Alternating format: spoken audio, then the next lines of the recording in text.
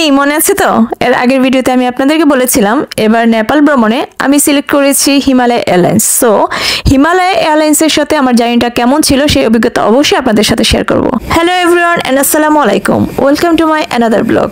I hope আপনারা প্রত্যেকে ভালো আছেন। ঠিক এই মুহূর্তে ঘড়িতে টাইম ছিল 4:20, অথচ 9 নভেম্বর 2024 বিকেলের এই ফ্লাইটটা আকাশে উড়াল দেওয়ার কথা ছিল 4:25 যে কোনো কারণবশত ফ্লাইটটা সেদিন ডিলে করে 4:25 জায়গায় 4:50 আকাশে উড়াল দেয়। এদিকে ততক্ষণে পশ্চিমের আকাশে সূর্য অস্ত যাওয়ার সময় হয়ে গিয়েছে, কিন্তু না পারলাম সূর্যাস্ত ভালোভাবে দেখতে, না হলো আমার এক্সপেকটেশন ফুলফিল।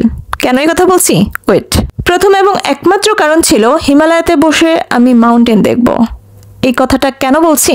আমার নিজের মধ্যে নিজের একটা স্যাটিসফ্যাকশন থাকবে যে আমি হিমালয়ের দেশে যাচ্ছি, হিমালয় এয়ারলাইন্সে বসে আমি মাউন্টেন দেখব। এবং বিকেলের ফ্লাইটটা চয়েস করার পিছনে আরেকটা রিজন ছিল যে যখন সূর্যাস্ত যাবে তখন মাউন্টেনের উপরে সূর্যের যে লাল আভাটা পড়বে তখন যে অসাধারণ সুন্দর একটা ভিউ দেখা যাবে, সেই ভিউটা উপভোগ করব।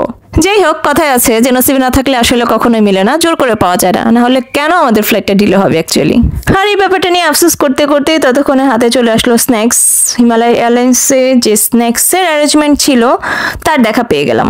প্রথমে হাতে পেয়ে গেলাম এই পানির বোতলটা, অ্যান্ড এই পানির বোতলের পর একে একে চলে আসলো পিনাটের প্যাকেট। এই আইটেমটা আমার খুব ফেভারিট একটা আইটেম ছিল, পিনাটস। দেন এর সাথে আরও পেয়েছিলাম হচ্ছে এক প্যাকেট বিস্কুট।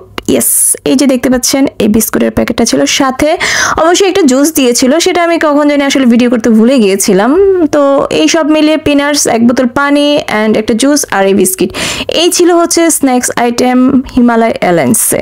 1 ঘন্টা 15 মিনিটের ফ্লাইটে বাংলাদেশ টু নেপাল যেতে কখন যে এই সামান্য স্ন্যাক্সটুকু খেতে খেতেই আসলে সময় পার করে ফেলছি বুঝতেই পারিনি।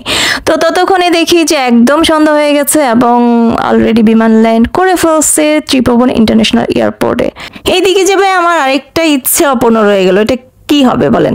মানে আমার খুব ইচ্ছে ছিল যে আমি এইভাবে জানালাতে মোবাইলটা রাখবো। অনেক বড় বড় কন্টেন্ট ক্রিয়েটরদেরকে দেখি যে মোবাইলটা রাখছে, ছোট্ট একটা ভিডিও ক্লিপ নিয়েছে, দেন নেপাল বা ওই মানে দেশটাতে গিয়ে পৌঁছেছে, পকেটে হাত দিয়েছে, দেখে মোবাইলটা নেই। তো আমার ইচ্ছে ছিল আমি এরকম একটা কন্টেন্ট মেক করব, সেটাকে মাথায় রেখে এখানে মোবাইলটা রাখছি।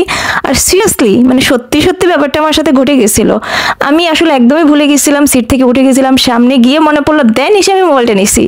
মানে এরকম ব্যাপারটা আসলে আমার সাথে ঘটে গেছিল। আপনারা বিশ্বাস করেন আর না করেন, কিছু করার নাই। তো যাই হোক, সবার উদ্দেশ্যে এখন বলা যে আসলে দেখা দেখি অনেক কিছু আপনারা করতে যাবেন না, যেটা আমি করতে গিয়েছিলাম।